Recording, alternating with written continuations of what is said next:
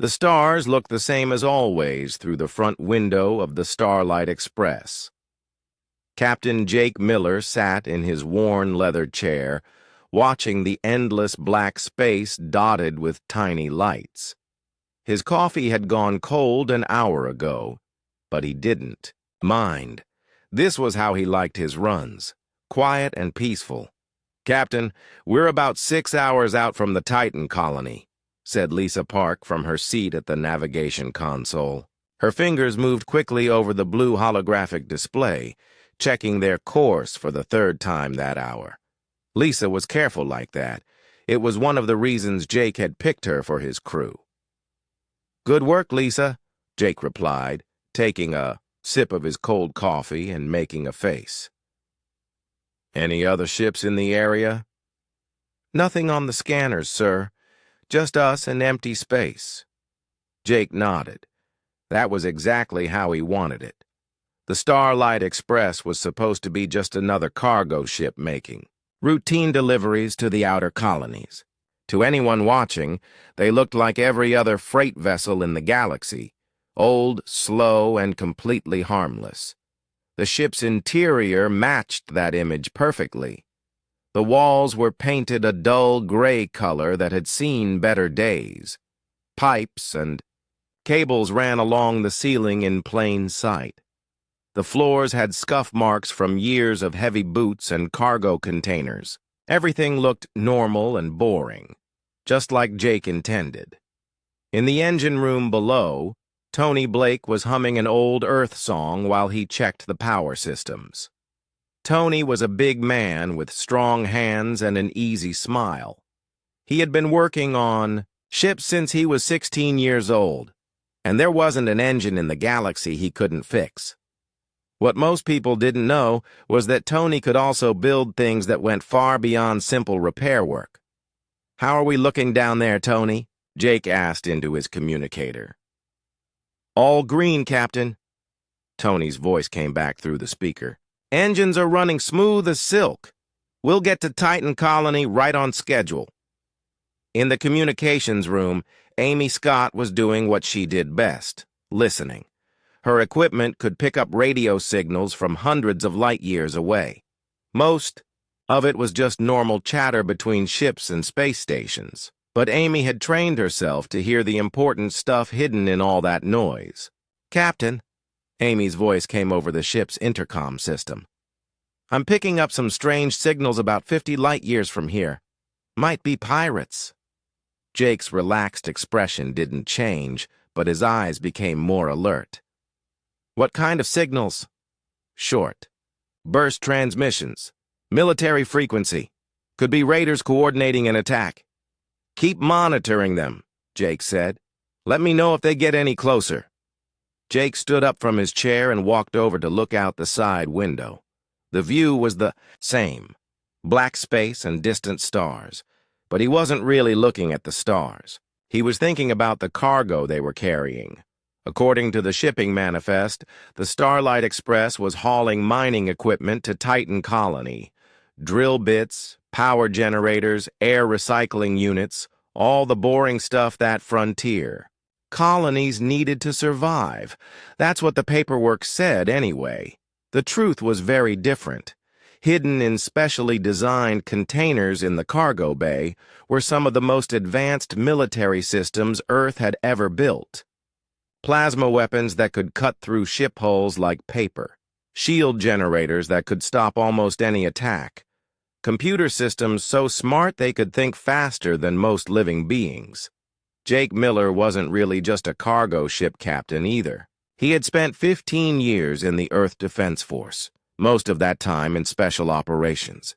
He had fought in battles that never made it into the history books. He knew how to use every weapon in their hidden cargo, and he knew how to kill with his bare hands if he had to, but none of that showed on his face as he sat back down in his captain's chair. To anyone watching, he was just a tired old spacer, making another routine run. "Lisa, adjust our course 2 degrees to port," Jake said casually. 2 degrees to port, aye, sir," Lisa replied, making the small change to their flight path. The course change was tiny, so small that it would look like a normal navigation adjustment, but it would take them through a region of space where pirates had been active lately. Jake was hoping they would show up. The Earth Defense Force had been tracking raider activity in this sector for months, and they needed to know more about who was behind it. The Starlight Express continued on its new course, looking like easy prey to anyone who might be watching. An old cargo ship with a small crew carrying valuable mining equipment, traveling alone through dangerous space. It was exactly the kind of target that pirates love to attack. Jake's crew knew the real plan, of course. They had all volunteered for this mission, knowing it could be dangerous. Lisa had been a military navigator before she joined Jake's team. Tony had built weapon systems for the Defense Force for 10 years. Amy had worked in intelligence, listening to enemy communications and breaking their codes. They were all pretending to be simple cargo haulers, but they were really bait in a trap.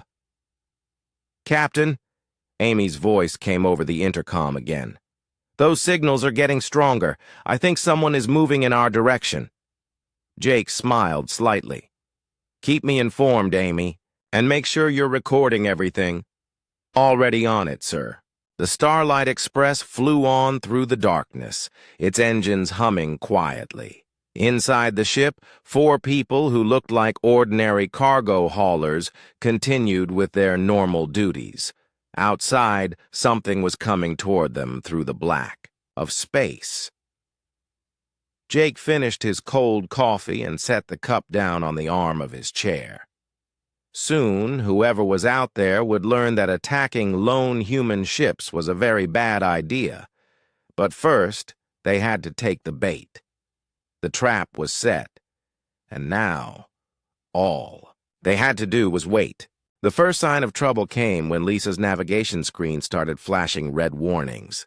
"Captain, I've got multiple contacts dropping out of faster-than-light travel," she said, her voice staying calm even though her heart was beating faster. "6 ships, maybe 7. They're surrounding us." Jake leaned forward in his chair, but his expression remained relaxed. "Put them on the main screen, Lisa." The front window of the Starlight Express flickered and changed into a display screen. 7 alien warships appeared in the darkness around them, their hulls dark green and covered with sharp spikes.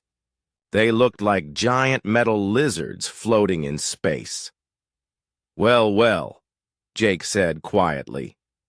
"Catherine Raiders. Amy, are you getting all this?" "Recording everything, Captain." Amy's voice came through the speakers.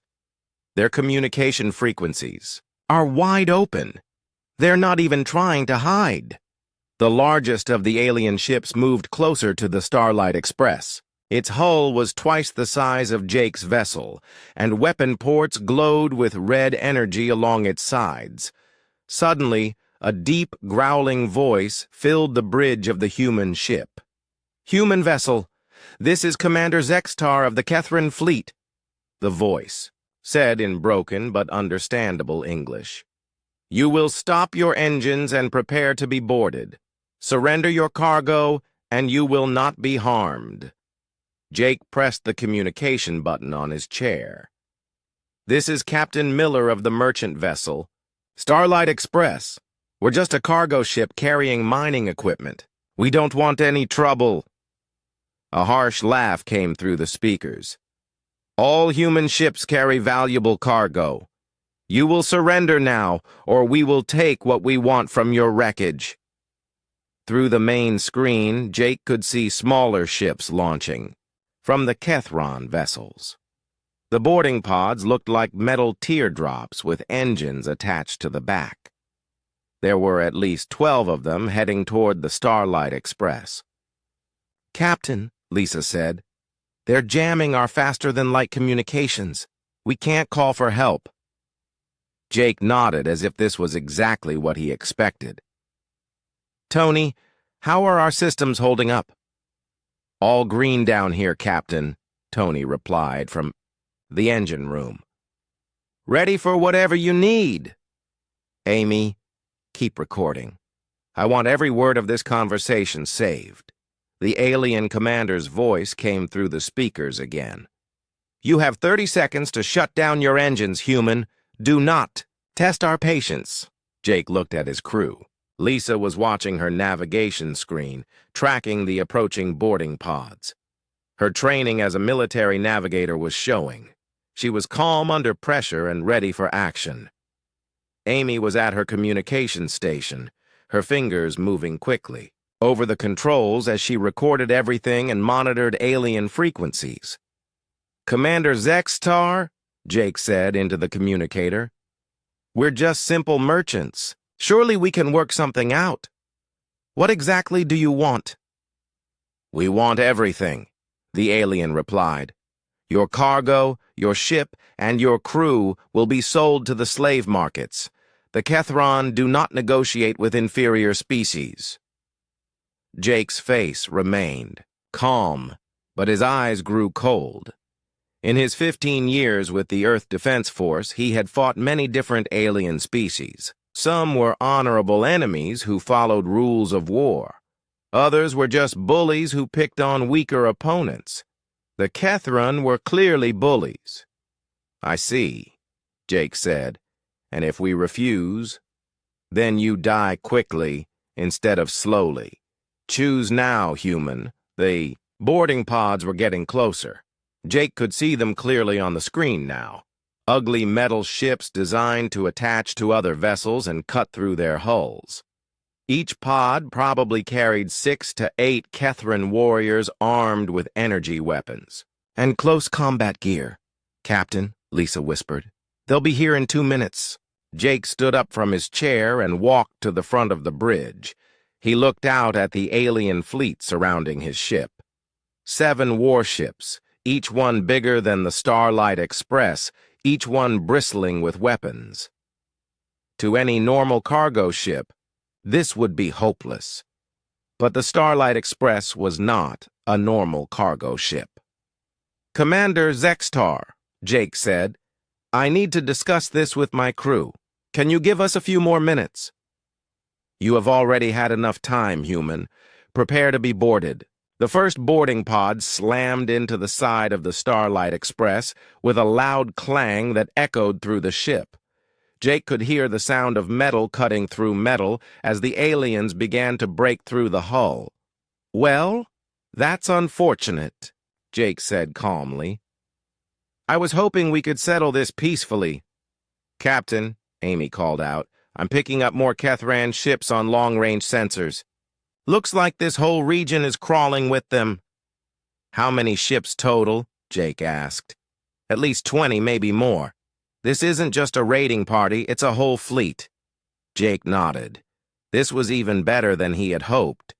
The Earth Defense Force wanted to know how big the Kethran operation was in this sector.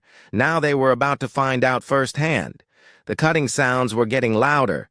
The aliens would be through the hull in another minute or two. "Tony," Jake said into his communicator, "are you ready down there?" "Been ready for the last 10 minutes, Captain," Tony replied. "Just say the word." "Lisa, prepare for evasive maneuvers. Amy, start broadcasting on all emergency frequencies. I want everyone in this part of the galaxy to know what's happening." "Here." "Broadcasting now, sir," Amy said. Jake walked back to his captain's chair and sat down. He looked completely relaxed, as if he was just waiting for his morning coffee instead of being boarded by alien pirates.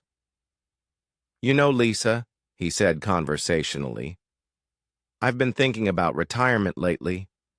Maybe buy a little house on Earth, grow some vegetables, read some books." Lisa smiled despite the situation. "That sounds nice, Captain. What changed your mind?" "Oh, I think after today the galaxy is going to be a much safer place for cargo haulers like us," Jake replied. The cutting sounds stopped. Through the ship's internal sensors, Jake could see armored Kethran warriors climbing through the hole they had cut in his hull. They were big creatures, 7 feet tall and covered in natural scales that looked like armor. Their weapons glowed with purple energy. Jake pressed a button on his chair. "Attention boarding party," he said pleasantly. "Welcome aboard the Starlight Express. Please watch your step." The Kethran warriors moved through the ship like they owned it. Their heavy boots made loud clanking sounds on the metal floors as they spread out through the corridors. The lead warrior, a massive creature with scars across his scaled face, barked orders in his alien language. "Spread out! Secure the cargo bay first, then find the humans," he growled. The aliens had done this many times before. They knew exactly how to take over a ship quickly and efficiently. Split up, control the important areas, capture the crew before they could cause trouble. It was a simple plan that had worked on dozens of other vessels. But as the first group of warriors reached the cargo bay, something felt wrong. The doors to the cargo bay were much thicker than they should be on a simple merchant ship. Heavy blast doors that belonged on a military vessel, not a freight hauler. When the lead warrior pressed the control panel to open them, nothing happened. "Door is locked," he told his squad leader through his communicator. "These humans are trying to protect their cargo." "Break it down," came the reply. "Use the plasma cutters." Meanwhile, another group of Kethran had found what they thought was the ship's main computer room. But when they tried to access the controls, the screens showed only gibberish. The alien warrior in charge of technical operations stared at the display in confusion. "These symbols make no sense," he muttered. "This is not like any computer system we have seen before." Back in the cargo bay, the warriors with plasma cutters were having their own problems. The blast doors were not melting like they should. The metal seemed to absorb the energy and spread it out, making the cutting process much slower than normal. "What kind of metal is this?" one of the warriors asked. "Just keep cutting," his leader replied, but doubt was creeping into his voice. On the bridge of the Starlight Express, Jake was watching everything through hidden cameras placed throughout his ship. He could see exactly where each alien warrior was and what they were doing. Lisa was tracking their movements on her navigation screen, while Amy listened to their communications. "They're getting frustrated," Amy reported.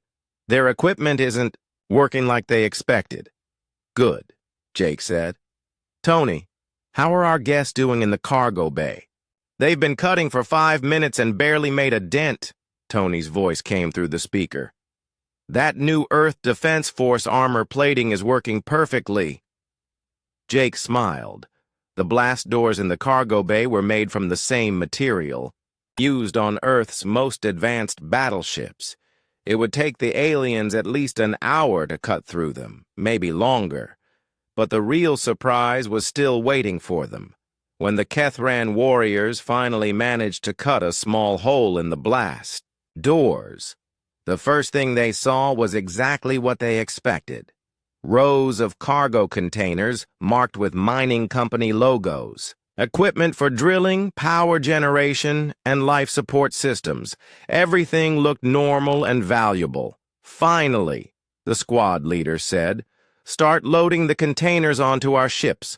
The commander will be pleased." The warriors moved into the cargo bay and began connecting their lifting equipment to the first container. It was marked as containing drill bits and cutting tools, exactly the kind of equipment that sold for good money on the black market. But when they tried to lift the container, it wouldn't move. "This thing weighs 10 times what it should," one of the warriors complained, straining against the lifting gear. "Maybe it's a different kind of metal," another suggested. "Some of these human alloys are very dense." They managed to get the container open, but what they found inside made them step back in surprise. Instead of drill bits, the container was filled with sleek black objects that hummed with energy. Weapons, but not like any weapons they had ever seen before. "These are not mining tools," the squad leader said slowly. He picked up one of the devices. It was about the size of a rifle, but it felt different. Heavier, more solid. Strange symbols glowed along its side. Human writing that the Kethran could not read. "Squad leader to command ship," he said into his communicator. "The cargo is not what we expected." "What do you mean?" Commander Zextar's voice came back. "These are weapons, sir. Advanced weapons. This is not a mining ship." There was a long pause before the commander replied. "Secure the weapons and find the human crew. I want to know what they are really doing here." But finding the human crew was proving to be more difficult than expected. The Kethran warriors had searched most of the ship, but they had only found empty rooms and confusing corridors. The ship seemed bigger inside than it looked from the outside, with passages that led to dead ends and rooms that appeared to serve no purpose. "Where are the humans hiding?" the technical specialist asked. "We should have found them by now." What the aliens didn't know was that the Starlight Express had been designed with hidden passages and secret rooms. The crew could move throughout the ship without using the main corridors. Right now, Jake and his team were watching the invaders from concealed observation posts. "They're starting to figure out something is wrong," Lisa whispered into her communicator. "Let them figure it out," Jake replied. "The longer they stay confused, the better." In the cargo bay, more containers were being opened. Each one revealed more surprises. Advanced shield generators, computer cores that looked far too sophisticated for a merchant ship, communication equipment that belonged on a military command vessel. "Commander," the squad leader called urgently, "you need to see this. This entire ship is full of military hardware." Commander Zexatar's voice came back angry and suspicious. "What kind of military hardware?" "Everything, sir. Weapons, shields, computers. This is not a cargo ship. This is some kind of warship disguised as a freight hauler." The realization hit the Kethran commander like a cold shock. They had not attacked a helpless merchant vessel. They had attacked a military ship that was pretending to be helpless. "All units, find those humans now," Zextar roared over the communication system. "This is a trap." But it was already too late. The trap had been sprung the moment the first boarding pod had attached to the Starlight Express. Now the aliens were inside a ship they didn't understand, surrounded by technology they had never seen before, facing an enemy who had been planning for this moment. Jake pressed another button on his captain's chair. Throughout the ship, hidden speakers came to life. "Attention, Kethran boarding party," Jake's calm voice echoed through every corridor and room. "You are now prisoners aboard a vessel of the Earth Defense Force. Surrender your weapons, and you will not be harmed."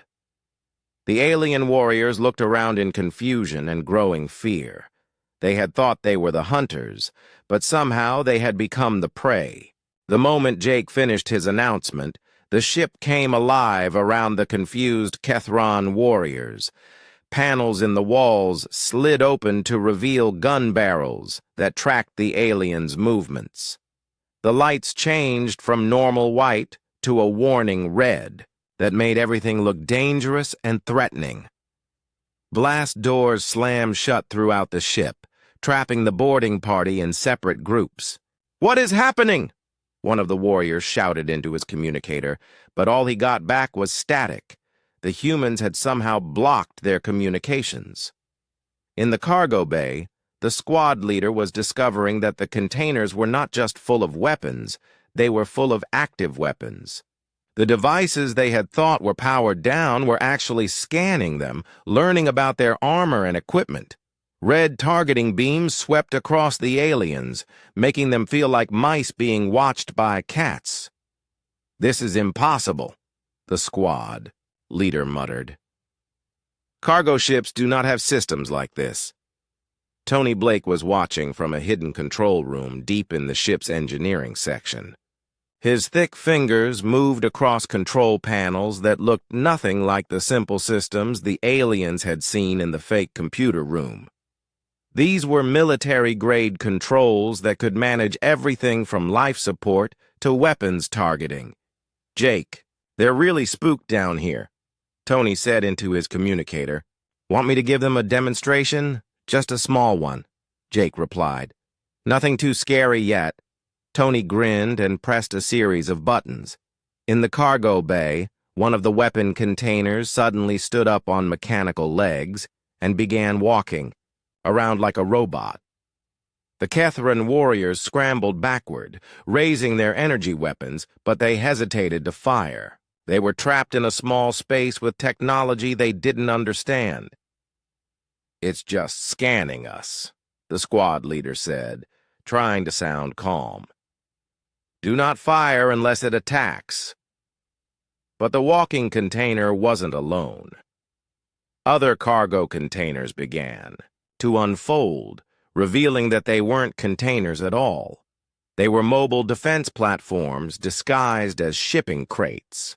Within minutes, the cargo bay had transformed from a storage area into a high-tech weapons facility. The aliens found themselves surrounded by machines that moved with smooth, silent precision. Sensor arrays extended from the platforms, gathering information about the invaders. Weapon barrels emerged from hidden compartments, all pointed at the Kethran warriors. "We need to get out of here," one of the warriors whispered to his leader. "The doors are sealed," the squad leader replied. "We are trapped." Meanwhile, in another part of the ship, a different group of Kethran had found what they thought was an empty storage room. They had decided to use it as a temporary base while they figured out what was happening. But when they tried to set up their equipment, the room began to change around them. The walls moved inward, making the space smaller. The floor tilted at an angle that made it hard to stand. Sounds came from everywhere and nowhere. Human voices speaking in whispers, mechanical noises that seemed to come from inside the walls, and a low humming that made the aliens feel nervous and confused. "This ship is alive," one of the warriors said, his voice shaking. "It knows we are here." Lisa Park was controlling the room from her navigation station. The same skills she used to pilot the ship through asteroid fields were perfect for manipulating the environment around their unwanted guests. Every movement of the walls, every sound, every light was precisely calculated to keep the aliens off. Balance. "How are our guests doing in storage room 3? Jake asked. "They're having a very confusing time," Lisa replied with a small smile. "I don't think they've ever seen adaptive architecture before." Adaptive architecture was a new Earth, technology that allowed ship interiors to reconfigure themselves. It was designed for emergency situations, but it worked just as well for psychological warfare. Amy Scott was having her own fun with the Kethran communications specialist who had been trying to break into their computer systems. Every time the alien tried to access a control panel, Amy fed him false information through the screens.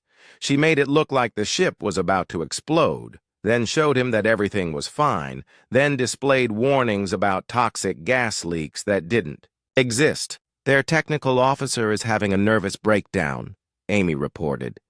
"He keeps seeing system failures that aren't really there." "Good work, Amy," Jake said. "Keep him confused." But Tony Blake was preparing for something more dramatic. He had been monitoring the Kethran boarding pods that were still attached to the hull of the Starlight Express. These pods were the aliens' only way back to their own ships. "Jake, want to see something really fun?" Tony asked. "Show me what you got, Tony." Tony's fingers danced across his control panel. Outside the ship, the boarding pods began to spark and smoke. Tony was using the same technology that powered the Starlight Express to overload the alien systems. It was a perfect demonstration of human engineering, taking someone else's technology and making it work better than the original designers ever intended. One by one, the boarding pods went dark as their power systems failed. The Kethran warriors were now completely cut off from their fleet. "All boarding pods are disabled," Tony announced. "Our guests aren't going anywhere." Commander Zextar's voice could be heard shouting over the Kethran communication channels that Amy was monitoring. The alien commander was demanding to know what was happening to his boarding party, but none of his warriors could give him clear answers. "Sir, the ship is fighting back. The cargo containers are robots. The walls are moving. Our equipment is failing." Each report made the commander more angry and more confused. This was not how raids were supposed to go. Merchant ships were supposed to surrender quickly and quietly. They were not supposed to have defense systems that seemed to think for themselves. Jake decided it was time to take things to the next level. "Attention, Kethran warriors," he announced over the ship's speakers. "You have been aboard my vessel for 23 minutes. In that time, you have discovered that we are not who we appear to be. Now you will discover what humans are capable of when someone threatens our friends." The lights throughout the ship went out, leaving the aliens in complete darkness. But Jake and his crew could see perfectly through their night vision equipment. They began to move through the ship like ghosts, using the hidden passages to get closer to their trapped enemies. It was time to show the Kethran what happened when they attacked a lone human ship. In the darkness, the Kethran warriors could hear footsteps, not the heavy, clumsy sounds of their own boots, but light, careful steps that seemed to come from everywhere at once. The humans were moving through their own ship like they could see in the dark. "Turn on your night vision equipment," the squad leader in the cargo bay ordered his men, but when the Kethran activated their night vision gear, they got another unpleasant surprise. The human ship was filled with objects that gave off heat signatures, making it impossible to tell which warm spots were humans, and which were just part of the ship's systems. "I see heat sources everywhere," one warrior reported, "but I cannot tell what they are." Jake Miller appeared in the cargo bay like a shadow coming to life. He moved so quietly that the first Kethran warrior didn't even know he was there until Jake's hand touched his shoulder. The alien spun around, bringing up his energy weapon, but Jake was already gone. "Where is he?" the warrior shouted to his squad mates. "Where is who?" the squad leader demanded. "The human! He was right here!" But Jake was already across the room, watching the aliens stumble around in confusion. 15 years of special operations training had taught him how to move without being seen or heard. The Kethran might be bigger and stronger than humans, but they were slow and clumsy compared to someone who knew what he was doing. Jake had also learned a lot about Kethran biology during his years with the Earth Defense Force. He knew exactly where their weak spots were, how their armor was designed, and what kinds of attacks would be most effective against them. The alien warriors wore heavy protective suits that covered most of their bodies, but Jake could see the gaps, small spaces around the joints where flexibility was more important than protection. He also knew that Kethran had excellent hearing but poor vision in darkness, even with their night vision equipment. Jake pulled a small device from his belt and activated it. The device made a high-pitched sound that was just at the edge of human hearing but was painful to Kethran ears. The aliens in the cargo bay suddenly grabbed their heads and staggered around like they were dizzy. "What is that noise?" One of them cried out. "Make it stop!"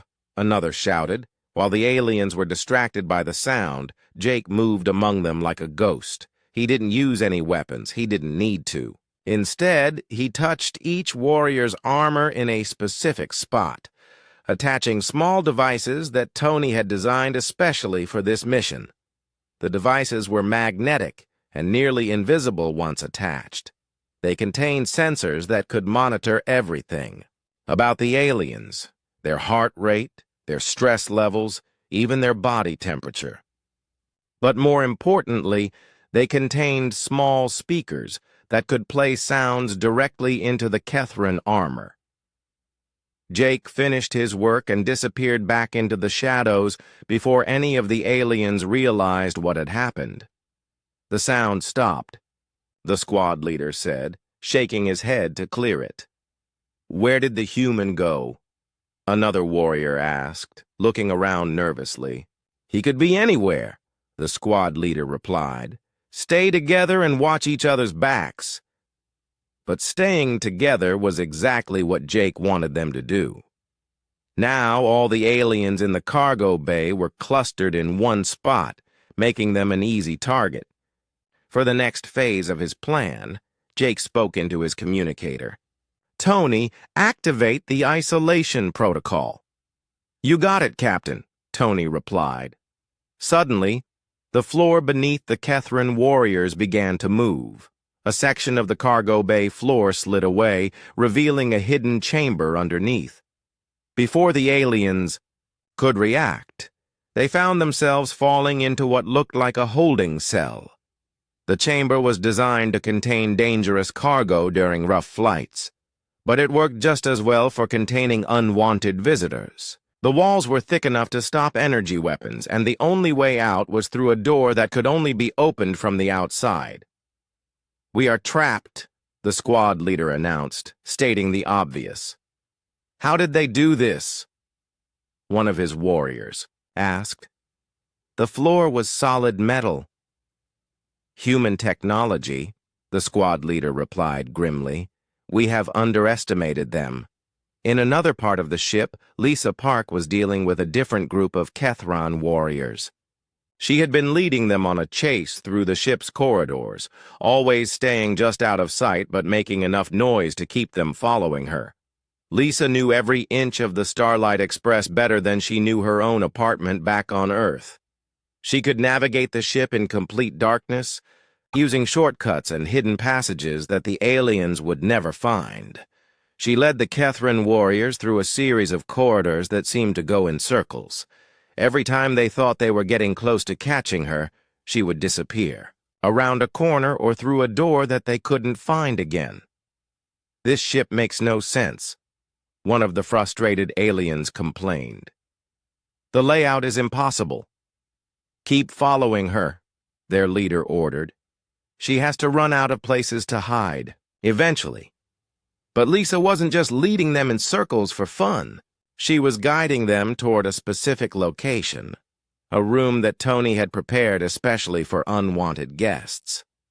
The room looked like a normal storage area, but it was actually a sophisticated trap. When the Kethran warriors entered the room, motion sensors detected their presence and activated a series of systems designed to make their lives very uncomfortable. The first thing that happened was that the room's atmosphere changed. It was still breathable, but the air became thick and humid, like being inside a sauna. The Kethran, who came from a cold, dry planet, found the environment very unpleasant. Next, the room began to spin slowly. Not fast enough to cause serious injury, but fast enough to make the aliens feel sick and disoriented. Their inner ears, which were designed for the stable gravity of their home world, couldn't handle the constant rotation. Finally, the lights in the room began to strobe at a frequency that was particularly annoying to Kethran nervous systems. The aliens found themselves getting headaches and feeling nauseous. "Get us out of here!" one of the warriors shouted, but his voice was distorted by the spinning room. "The door is locked," their leader replied, sounding defeated. Meanwhile, Amy, Scott, was having her own success with the Kethran technical specialist. She had been feeding him false information through the ship's computer systems, and now she was ready for the final trick. Amy made it appear that the Starlight Express was about to self-destruct. Warning messages flashed on every screen. Alarms blared throughout the ship, and countdown timers showed that the explosion would happen in just 2 minutes. The Kethran technical specialist panicked and began frantically trying to stop the countdown. But every time he thought he had found the right control, Amy changed the system on him. She was like a magician, always staying one step ahead of his desperate attempts to save his own life. 1 minute to self-destruction, Amy announced over the ship's speakers, trying not to laugh. The alien was sweating and shaking as he worked at the controls. He was convinced that he and his entire boarding party were about to die in a massive explosion. 30 seconds to self-destruction, Amy continued. Just before the countdown reached 0, Amy made all the warnings disappear. The screens went back to normal. The alarms stopped, and everything became quiet. The Kethran technical specialist stared at the screens in confusion. Had he actually stopped the self-destruction, or had the whole thing been fake? Jake's voice came over the ship's communication system one more time. Attention Kethran boarding party. You have now experienced a small demonstration of human capabilities. We have captured your warriors, disabled your equipment, and taken control of your boarding pods. You are completely at our mercy. However, this is just the beginning. Soon, you will discover what happens when humans decide to stop playing games. Commander Zextar stood on the bridge of his flagship, staring at the human ship on his main screen. For the past 30 minutes, he had been trying to contact his boarding party with no success. All he could hear was static and the occasional terrified scream from one of his warriors. "Sir, what are your orders?" his second-in-command asked nervously. Zextar's scaled hands gripped the arms of his command chair. In 20 years of raiding, he had never encountered anything like this. Merchant ships were supposed to be easy targets. They surrendered quickly, handed over their cargo, and begged for their lives. They did not fight back with advanced technology and superior tactics. "Send a message to Fleet Commander Vexdal," Zextar ordered. "Tell him we need reinforcements immediately." "How many ships should I request, sir?" "All of them," Zextar replied grimly. "Every ship in the sector." The communication officer sent the emergency signal, and within minutes, Kethran warships began appearing out of faster-than-light travel. First came 3 more raider vessels, then a heavy cruiser, then an entire squadron of fighters. Soon, more than 20 alien ships surrounded the lone human vessel. On the bridge of the Starlight Express, Amy Scott watched the enemy fleet grow larger on her sensors. "Captain, we've got 23 Kethran ships out there now, and more are still arriving," she reported. "Excellent," Jake replied, sounding genuinely pleased. "The more the merrier." Lisa looked at her captain with concern. "Sir, even with our advanced systems, we can't fight that many ships at once." Jake smiled. "We're not going to fight them, Lisa. We're going to teach them a lesson they'll never forget." Jake pressed a button on his chair that activated a communication system the aliens had never seen before. Instead of using normal radio signals, it sent a message through subspace that could travel faster than light and could not be detected or blocked by alien technology. "This is Captain Jake Miller of the Earth Defense Force vessel Starlight Express," he said into the communicator. "Operation Mousetrap is now active. Repeat, Operation Mousetrap is now active." Across the galaxy, other ships that looked exactly like ordinary cargo vessels received Jake's message. Their captains smiled and began to change course toward the Kethran fleet. Commander Zextar was feeling more confident now that he had overwhelming numbers on his side. 23 warships against 1 human cargo ship should be more than enough to handle whatever tricks the humans had. "All ships, "Target the human vessel," he commanded. "We will destroy them and recover our boarding party from the wreckage." But before any of the Kethran ships could fire, something impossible happened. Ships began appearing out of nowhere around the alien fleet. At first, there were just a few contacts on the edge of sensor range. Then more appeared and more, until the aliens found themselves surrounded by human vessels. Ship after ship materialized, out of apparently empty space, all pointing their weapons at the Kethran fleet. "Where did they come from?" Zextar's second-in-command asked in shock. "They must have been using some kind of cloaking technology," the sensor operator replied. "I count 37 human ships, all military class." Zextar stared at the tactical display in disbelief. Half an hour ago, he had been attacking a single, helpless cargo ship. Now he was facing an entire human fleet that had appeared as if by magic. "This is impossible," he muttered. Intelligence reports said humans only had a few ships in this sector.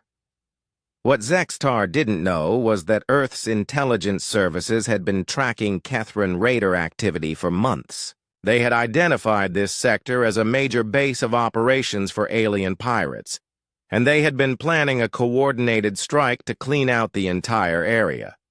Jake's ship had been the bait in an elaborate trap, while the Starlight Express had been disguised as a helpless cargo vessel. Dozens of real Earth Defense Force warships had been hiding throughout the region, waiting for the signal to attack. The human fleet that now surrounded the aliens was made up of some of Earth's most advanced warships, heavy cruisers with enough firepower to destroy small moons, fast attack ships that could outrun anything in the Kethran fleet, electronic warfare vessels that could jam alien communications and disable their weapons from a distance. "Attention, Kethran fleet," came a new voice over the communication channels. "This is Admiral Susan Carter of the Earth Defense Force. You are surrounded and outgunned.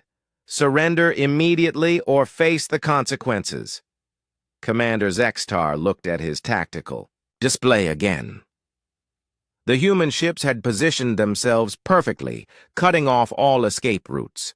Even if his fleet could win a battle against the humans, which was doubtful, many of his ships would be destroyed in the process.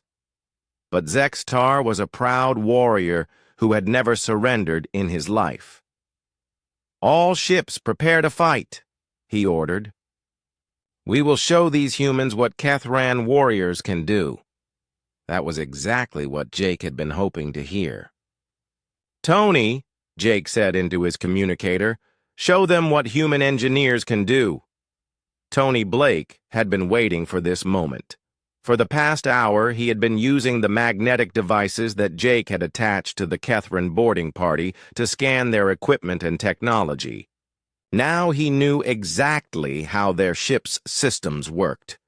Tony activated a device that sent focused electromagnetic pulses toward the alien fleet.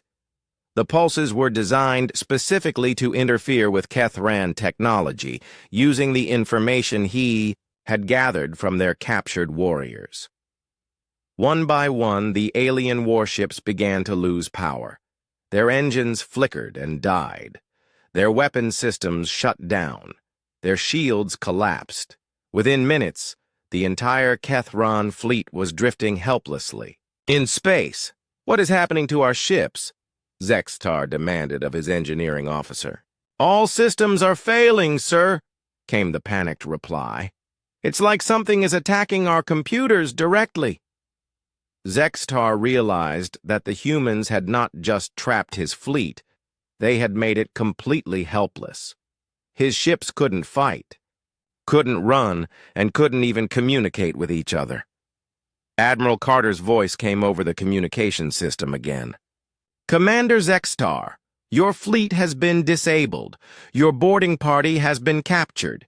You have two choices: surrender now and face trial for piracy, or watch as we demonstrate the full capabilities of human military technology." Zextar looked around his bridge at his crew. They were all staring at him, waiting for orders. But what orders could he give? His ships were powerless, his weapons were useless, and he was facing an enemy that had outsmarted him at every turn. For the first time in his military career, Commander Zextar was forced to admit defeat. Commander Zextar stared at the communication panel for a long moment before making his decision. His pride wanted him to fight to the death, but his responsibility to his crew demanded that he think clearly about their situation. "This is Commander Zextar," he said slowly into the communicator. "The Kethran fleet surrenders." The words felt like poison in his mouth, but he knew he had no choice. The humans had demonstrated that they could disable his entire fleet without firing a single shot. If they wanted to destroy the Kethran ships, they could have done it already. "A wise decision, Commander," Admiral Carter replied. "Power down all remaining systems and prepare to be boarded." But Jake Miller had other ideas. "Admiral, this is Captain Miller. Request permission to handle the boarding operations personally." "Permission? Granted, Captain. Show them how it's done." Jake stood up from his captain's chair and walked to the front of the bridge. Through the main screen, he could see the disabled Kethran fleet floating helplessly in space. 23 warships that had once seemed so threatening were now nothing more than expensive pieces of scrap metal. "Lisa, bring us alongside Commander Zextar's flagship," Jake ordered. "Tony, prepare the boarding pods. Amy, I want you to record everything that happens next." "Recording started, Captain," Amy confirmed. "Sir," Lisa said hesitantly, "are you sure about this? There are still hundreds of Kethran warriors on those ships." Jake smiled. "That's exactly why I'm going over there, personally. It's time for a proper introduction." 10 minutes later, Jake Miller stepped aboard the Kethran flagship through an airlock connection. He was wearing a simple Earth Defense Force uniform with no armor or visible weapons. To the aliens watching him, he looked like just another human, smaller and weaker than a Kethran warrior. But Jake carried himself with the confidence of someone who knew exactly what he was doing. He walked through the alien ship's corridors like he owned the place, followed by a small team of human soldiers who moved with the same quiet efficiency. Commander Zextar was waiting for him on the bridge, surrounded by his senior officers. The Kethran commander was nearly 8 feet tall and covered in natural armor that had deflected energy weapons in a dozen battles. His crew were all experienced warriors who had conquered ships and planets across the galaxy. They all stared, down at the small human who had just defeated their entire fleet. "I am Captain Jake Miller," Jake said calmly, looking up at the towering alien commander. "I believe you wanted to meet me." Zextar studied the human with a mixture of anger and grudging respect. "You are not what I expected." "That seems to be a common problem with your species," Jake replied. "You see what you want to see instead of what's actually there." Jake walked around the bridge, examining the alien technology with professional interest. The Kethran crew watched him nervously, unsure whether they should try to stop him or just stay out of his way.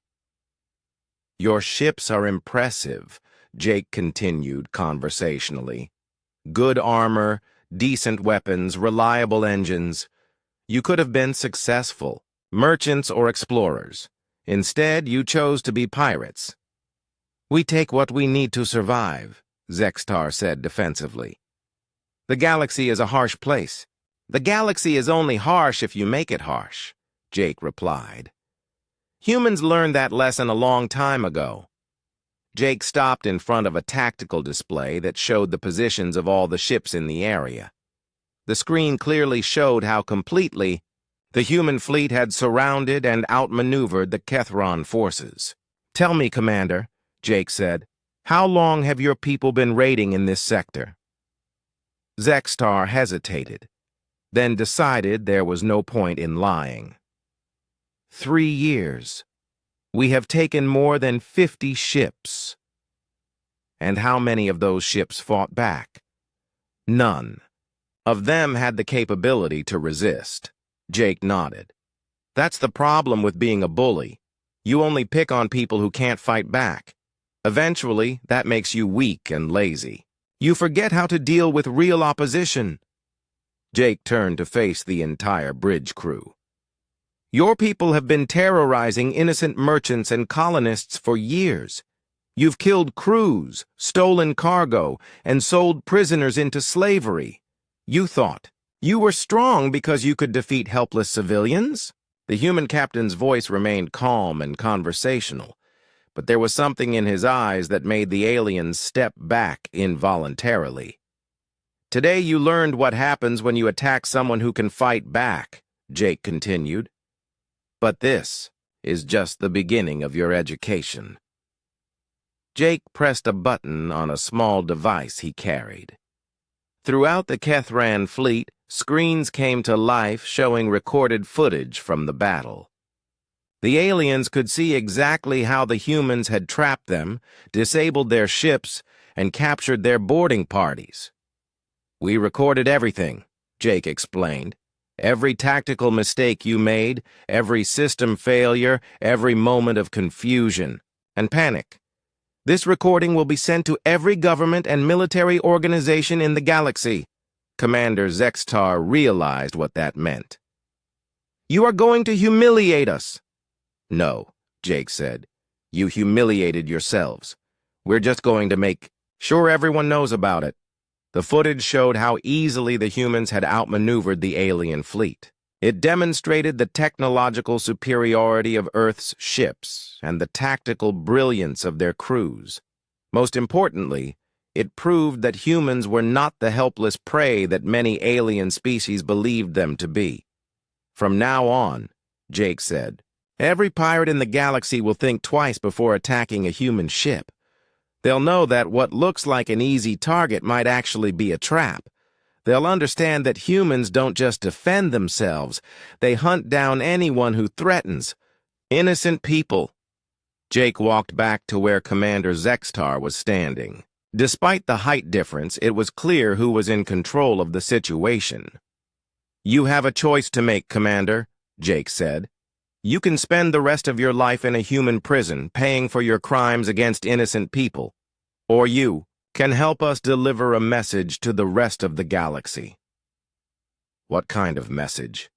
Zextar asked warily. That the age of easy piracy is over. That humans are now patrolling these shipping lanes.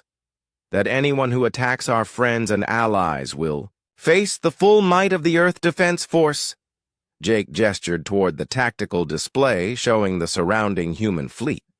Those 37 ships out there are just the beginning. Earth has hundreds of vessels like them, and we're building more every day. We're going to make space travel safe for everyone, whether they're human or alien. Commander Zextar looked around at his crew, then back at the small human who had defeated his entire fleet without losing a single ship or killing a single warrior. What do you want me to do? He asked finally. Jake smiled. I want you to go home, Commander. I want you to tell every Kethran leader, every warrior, every citizen exactly what happened here today. I want you to make sure they understand that attacking lone human ships is a mistake that no one should ever make again. And if I refuse, then you'll spend the rest of your very long life in a small cell, thinking about all the people you could have saved by making the right choice today. Commander. Zextar stood silent for several minutes, weighing his options. Finally, he spoke. I will carry your message. 3 hours later, the Kethran fleet was limping away from the battle site. Their ships had been repaired just enough to reach their home territory, but their weapons and shields remained disabled. It would take months for them to restore their vessels to full fighting capability.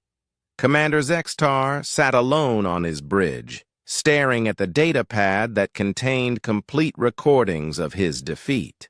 The humans had given him detailed footage of every aspect of the battle, along with technical analysis that showed exactly how superior their technology was.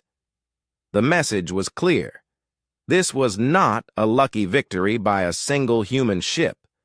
This was a demonstration of systematic superiority by an entire military force that had been planning this operation for months. "Sir," his communication officer called out, "we're receiving a transmission from Fleet Commander Vexdal. He wants a full report." Zextar nodded grimly. Explaining this disaster to his superiors would be the most difficult conversation of his career. How could he tell them that the most successful raiding fleet in Kethron history had been completely defeated by a single human cargo ship? Meanwhile, on the bridge of the Starlight Express, Jake Miller was having a much more pleasant conversation with his own superiors. "Outstanding work, Captain," Admiral Carter said over the communication link. "The operation exceeded all expectations." "Thank you, Admiral," Jake replied. "My crew performed perfectly. The recording of the battle is already being distributed to our intelligence networks. Within a week, every government in the galaxy will know what happened here today." Jake looked at his crew with pride. Lisa Park was back at her navigation station, plotting their course to the next patrol sector. Tony Blake was in the engine room, making sure all their systems were running smoothly after the battle. Amy Scott was at her communication station, monitoring alien frequencies to see how news of their victory was spreading. "Admiral," Jake said, "what are our new orders?" "Continue your patrol, Captain. Intelligence reports suggest there are at least 6 more pirate fleets operating in the Outer Rim territories. They need to learn the same lesson you taught the Kethron." "Today," Jake smiled. "Understood, Admiral. We'll be ready for them." As the human fleet dispersed to continue their various missions, the Starlight Express resumed its disguise as a simple cargo vessel. To any casual observer, it once again looked like nothing more than an old freight hauler carrying mining equipment to frontier colonies. But now, there was a difference. Word was already spreading through the galaxy's criminal networks about what had happened in this sector. Pirate captains who had never heard of humans before were suddenly very interested in learning more about these new players in galactic politics. On the planet Kethros, homeworld of the Kethron Empire, Commander D. Zextar stood before the Council of War Leaders.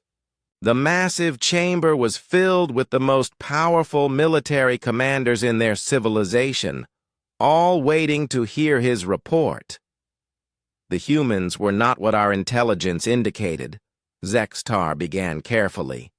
"They possess technology far more advanced than we believed possible.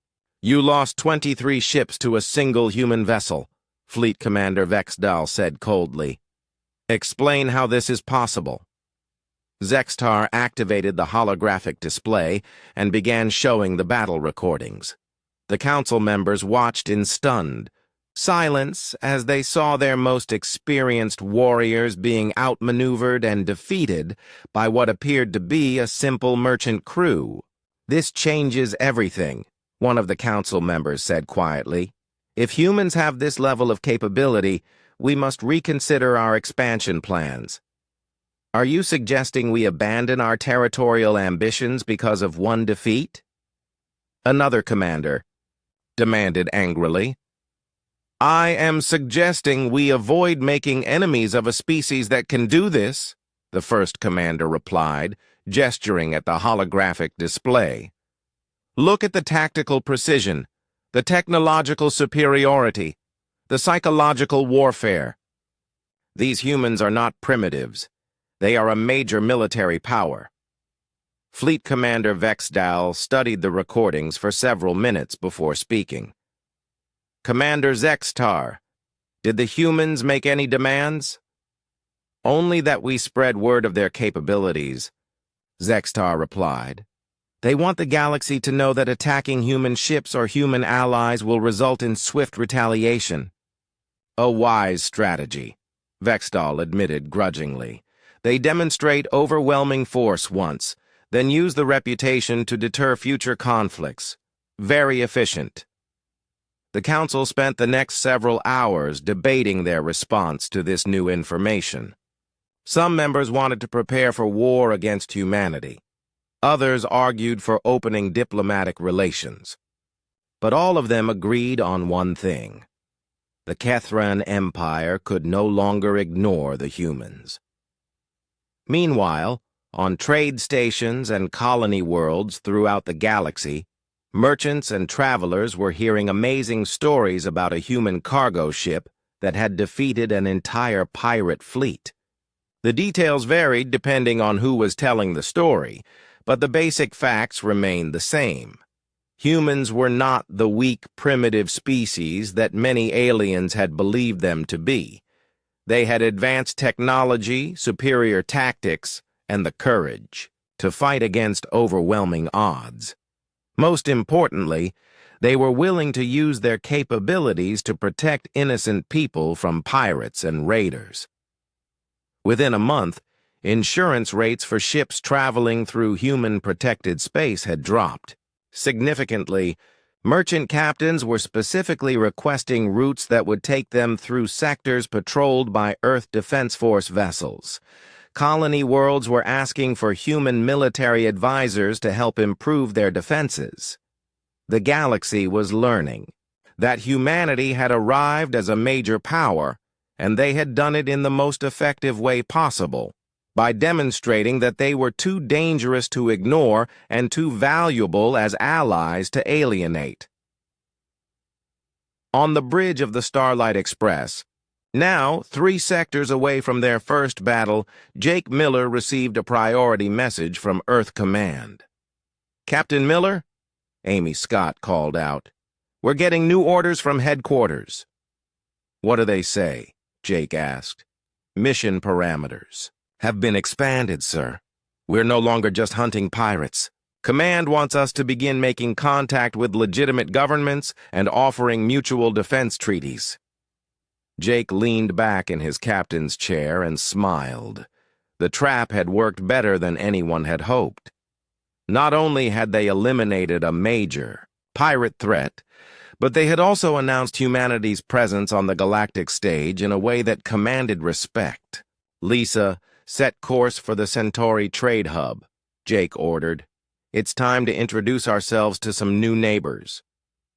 The Starlight Express changed course and disappeared into faster-than-light travel, looking exactly like the harmless cargo ship it pretended to be. But now the galaxy knew better than to judge human ships by their appearance. The age of easy piracy was over. The age of human galactic influence had begun, and it had all started with one simple lesson: never attack a lone human ship, because you never know what might be waiting inside.